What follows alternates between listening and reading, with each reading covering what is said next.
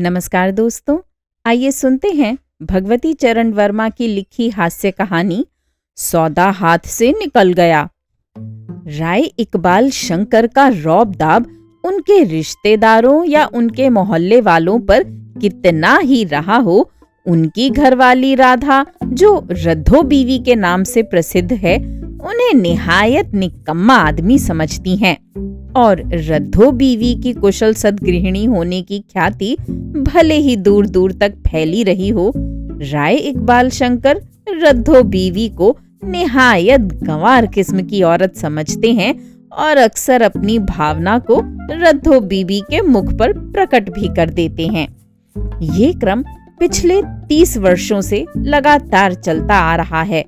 जब इन दोनों का विवाह हुआ था और जीवन के अनेक उतार चढ़ावों के बावजूद पति पत्नी के एक दूसरे के प्रति इस अभिमत में अंतर नहीं पड़ने पाया। राय इकबाल शंकर की हवेली के 3 हिस्से किराए पर उठे हैं। चौथे में वह स्वयं रहते हैं। जहां तक कामकाज का सवाल है, न राय इकबाल शंकर के दिवंगत पिता राय हिम्मत बहादुर ने अपनी जिंदगी भर कोई काम किया और न राय इकबाल शंकर के एकमात्र सुपुत्र राय गोपाल कृष्ण से आशा की जा सकती है कि वह अपनी जिंदगी में कोई कामकाज करेगा। वैसे लड़का बुद्धिमान और प्रतिभाशाली है। बीए में उसे फर्स्ट डिवीजन मिला था, लेकिन 3 साल पहले वह जो स्टूडेंट लीडर बनकर छात्र आंदोलन में जेल गया, तब से उसे राजनीति का चस्का लग गया है और छात्र लीडर की हैसियत से हिंदुस्तान भर में दौरे करता रहता है। राय इकबाल शंकर के पास पुराने जमाने की एक ऑस्टिन कार है, जो महीने 15 दिन आराम करती है और बाकी दिनों में शहर का एक आध चक्कर लगा लेती है। राय इकबाल शंकर खुद ही उस कार को ड्राइव करते हैं, वरना 8-10 साल पहले ही वह कार कबाड़ी की दुकान में पहुंच गई होती। उनकी हवेली में उनके पिता के जमाने का एक टेलीफोन भी है, जिसका उपयोग बाहर वाले राय इकबाल शंकर से संपर्क स्थापित करने के लिए करते हैं। इस तरफ रद्धो बीबी ने ताला डाल रखा है और बहुत जरूरत पड़ने पर ही उसका ताला खोला जाता है। घर की व्यवस्था 16 आने रद्धो बीबी के हाथ में है, जिन्हें जिंदगी की गाड़ी घसीटनी पड़ती है। उस दिन सुबह के समय राय इकबाल शंकर जब नाश्ता करके उठे, उनके मन में आया कि शहर का एक चक्कर लगा लिया जाए।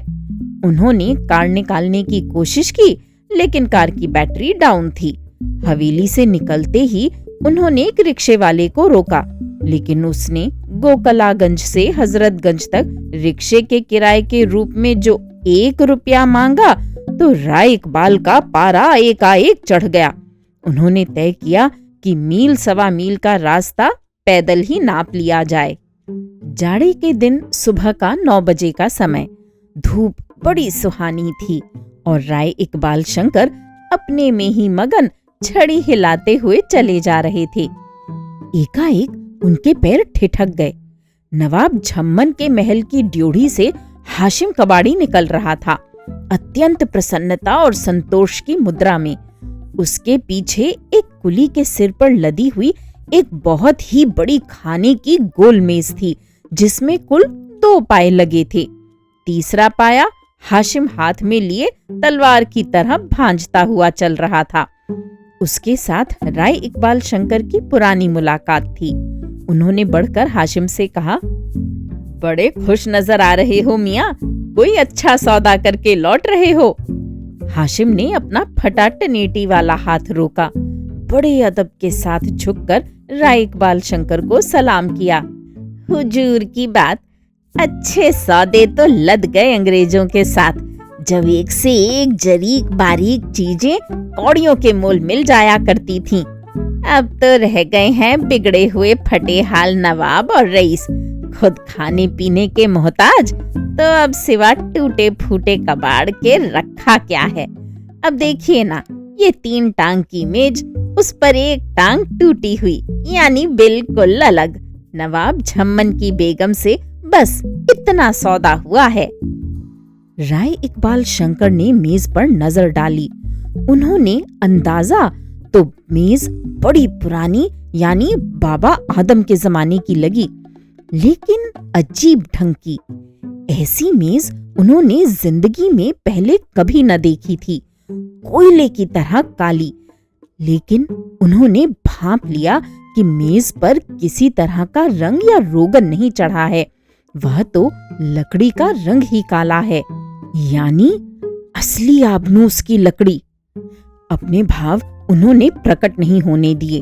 वह बोले, ठीक कहते हैं हाशिम मियाँ, भला ये कोई मेज हुई 3 पाए वाली और उस पर 1 पाया अलग। एकाएक हाशिम का स्वर बदल गया। असली आबनूस की लकड़ी की है हुजूर, हाशिम की नजर धोखा नहीं खा सकती। तभी उसने 20 रुपया गड़ाप से थमा दिए बेगम साहिबा को। नवाब साहिब बेचारे तो 4 दिन से बेहोश ही पड़े हैं, खुदा जाने कब उनकी जान निकल जाए। मेज का जिक्र सुनकर जैसे कुछ देर के लिए उन्हें होश आ गया हो, कुछ बड़बड़ाए। हमें तो सिर्फ इतना सुनाई पड़ा, नसीरुद्दीन हैदर, नसीरुद्दीन, और फिर तुरंत बेहोश हो गए। तो हम तो ये मेज लदवा कर चल पड़े। रुपया 8 आना देकर जुम्मन बढ़ई से इसकी टांग ठुकवा लेंगे तो नखास की बाजार में कोई भी माई का लाल इसे हंसते खेलते खरीद के ले जाएगा। राय इकबाल शंकर ने मन ही मन हिसाब लगाया। फिर उन्होंने अपनी जेब से अपनी कुल पूंजी निकाली। 2 10-10 रुपये के नोट, 1 5 का और 6 1-1 के। उन्होंने 25 रुपयों के नोट हाशिम के हाथ में थमाते हुए कहा, इस सब झमेले में कहाँ फंसोगे हाशिम मियाँ? इस मेज को बेचने के लिए तुम्हें साल 6 महीने का इंतजार भी करना पड़ सकता है। तो ये लो 25 रुपये और मेज मेरे यहाँ पहुंचा दो। मेज क्या, मैं तो लकड़ी के दाम दे रहा हूँ तुम्हें। हाशिम ने नवाब झम्मन की बेगम से 15 रुपयों में वह मेज खरीदी थी। उसने 25 लेते हुए कहा, हुजूर की बात भला हम टाल सकते हैं? जब आपको ये मेज पसंद आ गई तब आपकी हुई। और हाशिम ने वह मेज राय इकबाल शंकर के घर पहुंचा दी। रद्दो बीबी ने जो मेज देखी तो जलकर खाक हो गई। ये 2 टांग की काली कलूटी मेज कहाँ से ये कबाड़ उठा लाए? मैं कहती हूँ ज्यों-ज्यों आपकी उम्र बढ़ती जा रही है त्यों-त्यों आपकी अक्ल घटती जा रही है। जहाँ से लाए वहीं वापस कर आइए। घर में रुपये नहीं है, परसों राशन मंगवाना है। राय इकबाल शंकर ने अपनी गलती महसूस की, लेकिन रद्दो बीबी का पारा देखकर हाशिम वहां से चुपचाप खिसक गया था। एक खिसियाहट में भरी मुस्कान के साथ राय इकबाल शंकर ने रद्दो बीबी से कहा, अब तो खरीद ही ली है मैंने यह मेज, वापस करने का सवाल ही नहीं उठता, तो सामान की कोठरी में रखवा दो। मेरा मन कहता है सौदा बेजा नहीं किया है मैंने। और इसके पहले कि रद्दो बीबी और कुछ कहे, वह अपनी छड़ी घुमाते हुए घर से निकल पड़े। राय इकबाल शंकर से जयसुख मीर चंदानी की मित्रता कब और कैसे हुई, इस कहानी से इस बात का कोई संबंध नहीं है, लेकिन इतना बतला देना आवश्यक होगा कि जयसुख मीर चंदानी अंतर्राष्ट्रीय ख्याति की क्यारियों के व्यापारी हैं और दिल्ली में उनकी बहुत बड़ी क्यारियों की दुकान है। साल में 3-3 महीने वह यूरोप और अमेरिका में रहते हैं। 3 महीने हिंदुस्तान के विभिन्न भागों का दौरा करते हैं। लाखों और करोड़ों का सौदा वह हर साल कर लेते हैं। उस दिन दोपहर के समय भोजन करके राय इकबाल शंकर एक नींद लेने की सोच रहे थे। उनके टेलीफोन की घंटी बजी। राय इकबाल शंकर ने टेलीफोन उठाया। हेलो, अरे जयसुख भाई, आप दिल्ली से बोल रहे हैं या लखनऊ से? लखनऊ से। तो अब आए आप सुबह के वक्त, मेरी बड़ी किस्मत। हाँ, रात का खाना मेरे गरीब खाने में ही रहेगा। शाम 5 बजे तक मैं आपके होटल में पहुंच जाऊंगा। और राय इकबाल शंकर ने फोन रख दिया। रद्दो बीबी के हाथ का बनाया खाना जिस किसी ने एक बार खा लिया वह उंगलियां चाटता रह गया। राय इकबाल शंकर ने रद्दो बीबी को आवाज दी, अजी सुनती हो, वह जयसुख मीर चंदानी आया है लखनऊ। कहता है कि रात के वक्त खाना मेरे यहाँ खाएगा, तो कोरमा और शामी बना लेना, अगर हो सके तो थोड़ी सी बिरयानी भी बना लेना। सब बना लूंगी, रद्धो बीबी ने झुंझलाकर कहा। घर में एक हफ्ते से डालडा नहीं है, भगवान जाने कहाँ गायब हो गया। देहरादूनी चावल भी खत्म हो चुका है और आप देखते हैं ना ताव, लोगों को न्योते देते हैं। राय इकबाल शंकर मुस्कुराए। अरे मुझे तो तुम्हारा भरोसा है, भला उस साले मीरचंदानी को तुम्हारे हाथ से बनाए खाने के मुकाबले का खाना कहाँ नसीब होगा। तो भाई तुम ही को इंतजाम करना है। मुझे तो नींद आ रही है, थोड़ा आराम करके उसके यहाँ 5 बजे तक पहुंचना है मुझे। रद्धो बीबी को एक ही शौक है, अच्छा खाना बनाना और अच्छा खाना खिलाना। प्रसन्न होकर वह बोली, अच्छा आपको बातें बनानी बहुत आती हैं, आप अब सोइए, नहीं तो आपका मिजाज बिगड़ जाएगा। राय इकबाल शंकर जब अपनी नींद पूरी करके उठे 4 बज रहे थे। जल्दी जल्दी उन्होंने कपड़े बदले और घर से निकल पड़े। पीछे से रद्धो बीबी ने आवाज लगाई, देखिए जल्दी आ जाइएगा, मौसम का कोई ठिकाना नहीं, ये भादों की घटा न जाने कब फट पड़े। राय इकबाल शंकर ने आसमान पर नजर डाली। पूरब में कुछ काले काले बादल दिख रहे थे। उन्होंने कहा, मैं कार लिए जा रहा हूँ, जल्दी ही आ जाऊंगा। ये जयसुख मीरचंदानी 8 साढ़े 8 बजे तक खा लेता है, तो खाना तैयार रखना। और राय इकबाल शंकर प्रसन्न मन चल पड़े। मीरचंदानी हजरतगंज के सबसे शानदार होटल में ठहरा था। राय इकबाल शंकर के पहुंचते ही पानी बरसना आरंभ हो गया। मीरचंदानी ने राय इकबाल शंकर का स्वागत किया। ये साला मौसम भी कितना खूबसूरत है राय साहब, तो हमने सोचा कि बरसात का मजा लखनऊ में उठावें। दिल्ली में तो काम करते करते कबाड़ा निकल जाता है। और उसने बेरा से 6 बोतलें सोडा की मंगाकर अपने सूटकेस से स्कॉच विस्की का एक अद्धा निकाला। दोनों अब इत्मीनान के साथ बैठकर बात करने लगे। राय इकबाल शंकर ने पूछा, कहो मीरचंदानी, आज लखनऊ में कुछ काम बना? काम क्या बनेगा साला, हर एक आदमी 420 हो गया है। बड़ा बड़ा अफसर और मिनिस्टर तलक सब जाली माल भेड़ना चाहता है मीरचंदानी के हाथ। वह साला गेंदालाल जरतारी का जामा लाया, बोला आसुफुद्दौला का है। ये नहीं सोचा कि ढाका की मलमल और कोहिनूर मिल की मलमल में जमीन आसमान का फर्क होता है। और वह मीर सज्जाद अली 12 तस्वीर लाया, बोला राजपूत कला का है। बिल्कुल नकल, मुश्किल से 70-80 साल पुराना माल। वो तुम्हारा आर्ट कॉलेज का डायरेक्टर लंबी लंबी बातें करता है, लेक्चर झाड़ता है ऊपर से। ना बाबा, जी होता है लखनऊ छोड़कर चला जाऊं और फिर यहाँ आने का नाम न लूं। सब साला कबाड़ा। ये तो बुरा हुआ। राय इकबाल ने अपने गिलास से एक लंबा घूंट लेते हुए कहा, अरे हमारा जिगरी दोस्त राय इकबाल शंकर तो है यहाँ, तो उससे मिलने हो गया। फिर ये खूबसूरत मौसम, ये खूबसूरत शहर।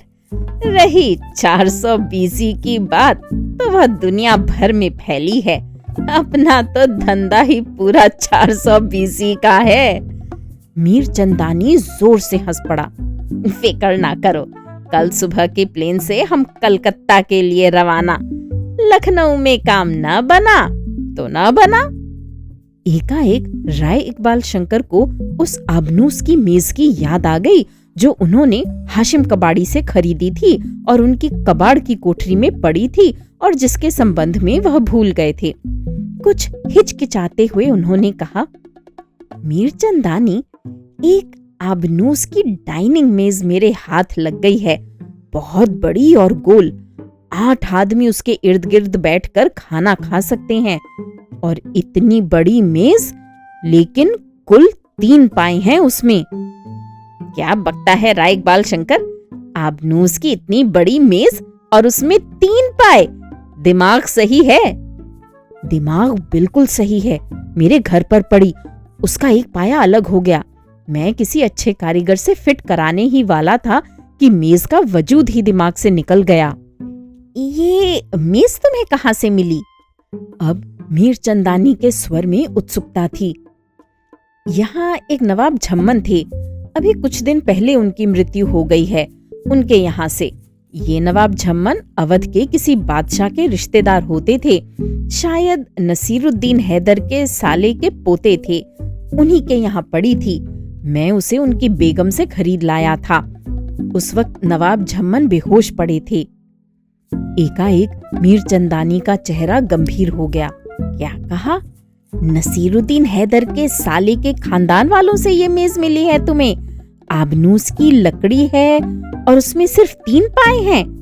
और फिर जैसे उसने अपने से ही कहा हो, क्या ये संभव है? क्या ये संभव है? और मीरचंदानी ने अपनी आंखें बंद कर ली, जैसे उसे नींद आ गई हो। राय इकबाल शंकर आश्चर्य से मीरचंदानी को देख रहे थे। उन्होंने कहा, क्या सो गए मीरचंदानी? मीरचंदानी ने चौंक कर अपनी आंखें खोल दी। अब उनमें बेहतर चमक आ गई थी।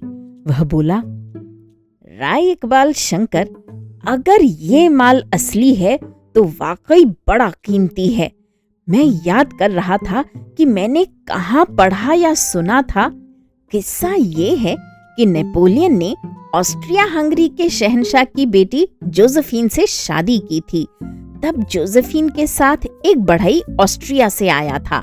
शायद वह बवेरिया का रहने वाला था। कुछ पागल सा आदमी था वह। उसका नाम था एल्बर्ट गंथर। उसने एक ही डिजाइन की 3 मेजें बनाई थीं, आबनूस की लकड़ी की।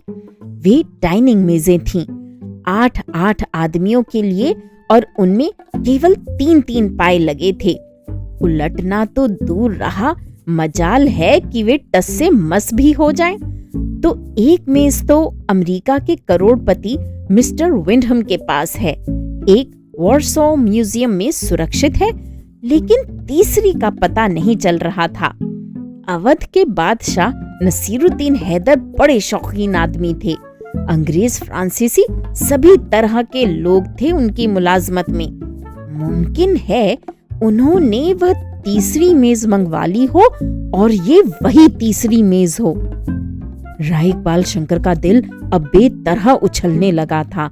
उन्होंने दिल को थामकर कहा, मीरचंदानी, मान लो ये वही मेज हुई। कुछ सोचकर मीरचंदानी बोला, अगर ये वही मेज है तो बड़ी आसानी से किसी अमरीकी करोड़पति के हाथ 10-20 हजार में निकल जाएगी। तीसरी टांग को बड़ी कुशलता पूर्वक लगाना पड़ेगा। तो फिक्र मत करो, हमारे पास एक से एक अच्छे कारीगर हैं दिल्ली में।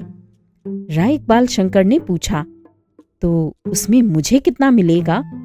अद्धे में बची हुई विस्की को 2 ग्लासों में बराबर मात्रा में डालते हुए मीरचंदानी बोला, तुम हमारे दोस्त हो राय इकबाल शंकर, तो अगर माल असली है तो 5,000 तुम्हारे। हमें इसे बेचने में वक्त लगेगा, दौड़ धूप करनी पड़ेगी, खिलाना पिलाना होगा। 5,000 के ऊपर जो मिलेगा वह हमारी तकदीर का। हमारा लखनऊ आना कारगर साबित हुआ। और उसने घड़ी देखी, 8 बजने वाले हैं। खाना खाने का वक्त हो गया। हम 9 बजे सो जाते हैं, लेकिन ये साला पानी रुकने का नाम नहीं लेता। राय इकबाल शंकर उठ खड़े हुए। मैं अपनी मोटर लाया हूँ, कोई फिक्र की बात नहीं। ठीक 9 बजे मैं तुम्हें यहाँ वापस पहुँचा दूंगा।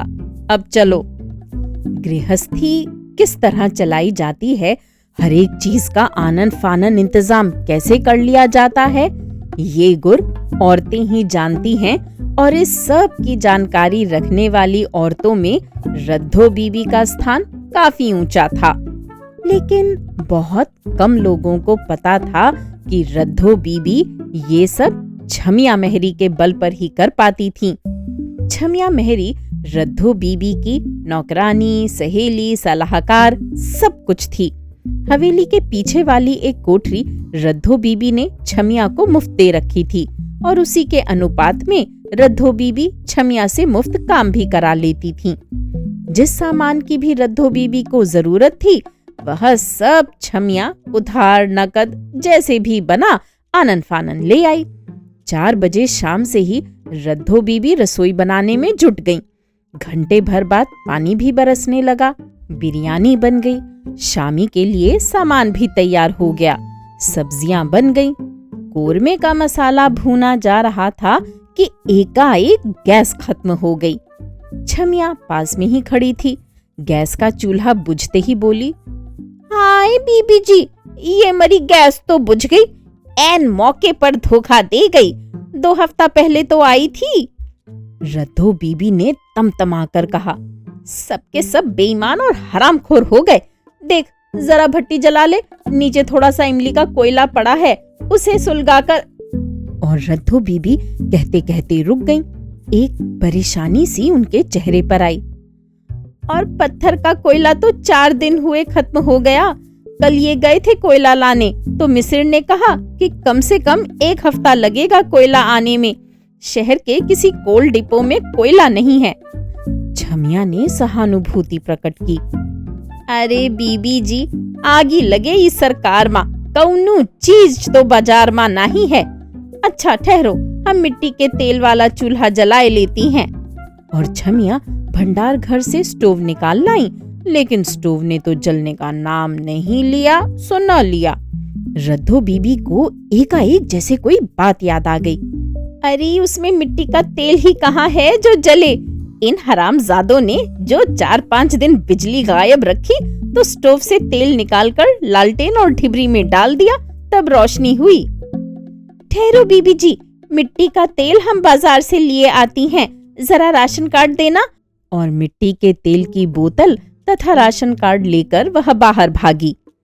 रद्दो बीबी अब भयानक संकट में पड़ गई। 5:30 बज चुके थे। 7:30-8 बजे तक जयसुख मीरचंदानी को साथ लेकर राय इकबाल शंकर आने को कह गए थे। कुल 2 घंटे ही बाकी हैं। कैसे ये सब होगा? उनका जी चाहा कि वह रोएं, लेकिन रोने से तो काम नहीं चलेगा। वह चुप बैठ गई। 5 मिनट ही में छमिया मुंह लटकाए खाली हाथ वापस लौटी। हाय बीबी जी, वहां तो फौजदारी हो रही है। 70-80 आदमी लाइन लगाए रहे तो मारपीट शुरू हो गई।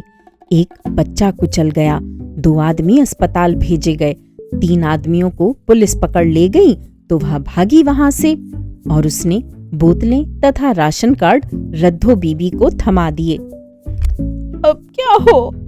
बड़े करुण स्वर में रद्दो बीबी ने पूछा। फिक्र ना करो, हम अब ही लकड़ी का चूल्हा जलाई थे। लकड़ी की आंच में जैसा अच्छा खाना बनता है वैसा भला गैस, पत्थर के कोयले की भट्टी और तेल स्टोव में क्या बन सकता है। आनन फानन सब हुआ जात है। लेकिन जलाने की लकड़ी तो इस घर में 2-3 साल से नहीं आई। रद्दो बीबी ने रुआंसे स्वर में कहा। हम अब ही लेत आए थे। लाला भिखुमल का टाल आजकल 24 घंटा चल रहा है। न गैस, न कोयला, न मिट्टी का तेल। झक मार के लकड़ी खरीदी, लेकिन ऐसे दाम बढ़ा दिए हैं उस हरामजादे ने कि कुछ पूछो ना। हारे हुए स्वर में रद्दो बीबी ने कहा, जो हो, अब तो नाक का सवाल है तो ले आ 5 सेर लकड़ियां। कल दौड़ धूप करके गैस, पत्थर के कोयले या मिट्टी का तेल का इंतजाम किया जाएगा। 10 मिनट के अंदर ही छमिया 5 सेर लकड़ियां ले आई। कागज और इमली के कोयले के सहारे लकड़ियां जलाई गई और देगची चूल्हे पर चढ़ गई। रसोई घर धुएं से भर गया। बरसात की गीली लकड़ियां, वह भी कच्ची, निरी चिरी हुई, जलने का नाम न लेती थीं। छमिया बोली, बीबी जी, ये लकड़ियां तो गीली हैं। इस चूल्हे में तो आधी रात तक भी खाना न बन पाएगा। दौड़ के भिखुमल के यहाँ से सूखी लकड़ी ले आओ। रद्दो बीबी ने हुक्म दिया। अरे बीबी, बरसात में भला सूखी लकड़ी कहाँ मिलेगी? भिखुमल ने सूखी लकड़ी कह के तो ये लकड़ी दी है। फिर अब तो पानी भी जोर से गिरने लगा है, तो इन्हीं लकड़ियों से काम चलाना पड़ेगा जैसे भी हो। रद्दो बीबी और छमिया मेहरी धुएं से दोनों की आंखें लाल हो रही थीं। 60 वॉट के बिजली के बल्ब का प्रकाश एक अंगारे के प्रकाश की भांति दिख रहा था। चूल्हा धौंकते धौंकते दोनों के हाथ थक गए थे। चूल्हा फूंकते फूंकते दोनों की सांसें फूल रही थीं। झल्लाकर रद्धो बीबी छमिया का हाथ पकड़कर रसोई घर से बाहर निकली। उन्होंने छमिया से कहा, खोल उस किवाड़ की कोठरी को, पुरानी चारपाइयों के पटिये या पाए पड़े हैं, वे तो सूखे होंगे। 20-30 साल पुरानी लकड़ियां। छमिया खुशी से उछल पड़ी। वाह बीबी जी, ये बात खूब सूझी। आम और जामुन की लकड़ी बिल्कुल मशाल की तरह जलेगी। कोठरी खोली गई और तभी एक मेज का एक पाया छमिया के हाथ आ गया।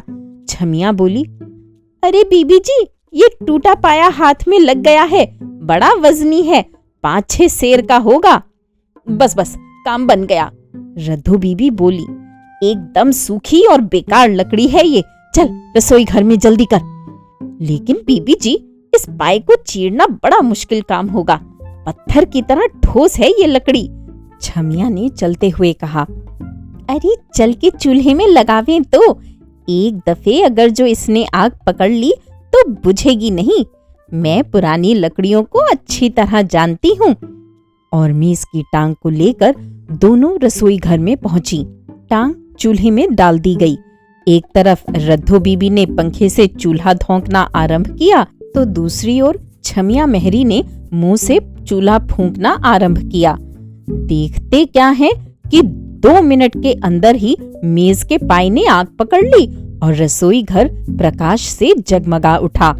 छमिया खुशी से चीख उठी, अरे बीबी, ये पाया तो मशाल की तरह जल रहा है, कैसी तेज आंच है, चलो काम बन गया। रद्धो बीबी भी चहक उठी।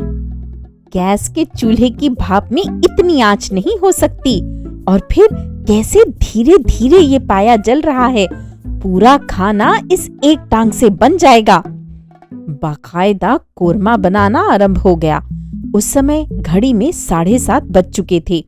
जिस समय जयसुख मीरचंदानी को साथ लेकर राय इकबाल शंकर घर पहुंचे, पूरा खाना तैयार था, सिर्फ रोटियां सिकना बाकी थीं। 8:15 बज रहे थे और जयसुख मीरचंदानी को बड़ी जोर की भूख लगी थी। उसने कहा, राय इकबाल शंकर, पहले डिनर फिर बातचीत। रद्धो बीबी खाना परोस रही थी और छमिया मेहरी रोटियां सेक रही थी। जयसुख मीरचंदानी खाना खाता जाता था और खाना खाने की बेतहाशा तारीफ करता जाता था।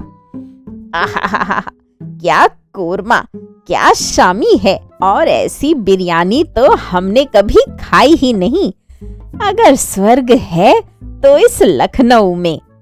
और इधर रद्धो बीबी अपनी तारीफ सुनकर खुशी से फूली न समा रही थीं। खाना खाकर जयसुख मीरचंदानी ने कहा, राय इकबाल शंकर, अब जरा वह तुम्हारी आबनूस की मेज भी देख ली जाए। राय इकबाल शंकर ने कबाड़ की कोठरी का दरवाजा खोला। छमिया मेहरी की मदद से राय इकबाल शंकर ने और जयसुख मीरचंदानी ने मिलकर वह मेज बाहर निकाली, फिर उसे कमरे में लाए। नियॉन लाइट के तेज प्रकाश में अपनी आंख मिचमिचाते हुए मीरचंदानी कुछ आश्चर्यचकित सा उस मेज को देखता रहा। फिर वह जैसे उछल पड़ा, वही है, वही तीसरी मेज। विंडहम के यहाँ काली मेज बिल्कुल इसी तरह की है।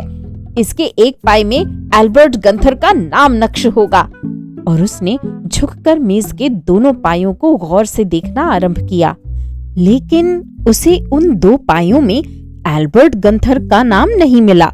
हार कर उसने कहा, राय इकबाल शंकर, इस मेज का तीसरा पाया कहाँ है? उसमें वह नाम होगा।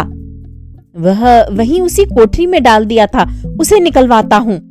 और उन्होंने रद्धो बीबी की ओर देखा। वह इसका तीसरा पाया जो टूटा हुआ था, वह तो निकाल लाओ। छमिया मेहरी वहीं पास खड़ी थी। वह बोली, वह तो चूल्हे में लग गया है, तब कहीं खाना बना है जाकर। राय इकबाल शंकर को जैसे अपने कानों पर विश्वास नहीं हुआ। क्या कहा? वह पाया चूल्हे में लग गया? हाँ, चूल्हे में लग गया, रद्धो बीबी बोली। ऐन मौके पर गैस चली गई। पत्थर का कोयला 1 हफ्ते से बाजार से गायब है। मिट्टी के तेल के लिए दुकान पर फौजदारी हो रही है, सर फूट रहे हैं। और वह हमारा टाल वाला, गीली लकड़ियां, और वह भी बेतहाशा महंगी। खाना बनता तो कैसे? पुरानी सूखी हुई बेकार लकड़ी के नाम पर वह पाया दिखा तो लगा दिया उसे चूल्हे में। जयसुख मीरचंदानी ने निराश भाव से कहा, एक शानदार सौदा हाथ से निकल गया। ये मेज असली है, इसे साबित करने को कोई सबूत अब नहीं रह गया। राय इकबाल शंकर ने अपना माथा ठोक लिया। अरे भली मानुष, पाया नहीं जला, 5,000 की रकम जल गई है मेरी। और फिर उन्होंने मीरचंदानी से कहा, जयसुख भाई चलो, इसके पहले कि मैं इस गम के सदमे से बेहोश हो जाऊं, तुम्हें तुम्हारे होटल पहुंचा दूं। श्रोताओं, अभी आप सुन रहे थे भगवती चरण वर्मा की लिखी ये हास्य कहानी सौदा हाथ से निकल गया। उम्मीद है ये कहानियां आपको पसंद आ रही होंगी। मेरे चैनल पर आने के लिए और इन कहानियों को सुनने के लिए धन्यवाद।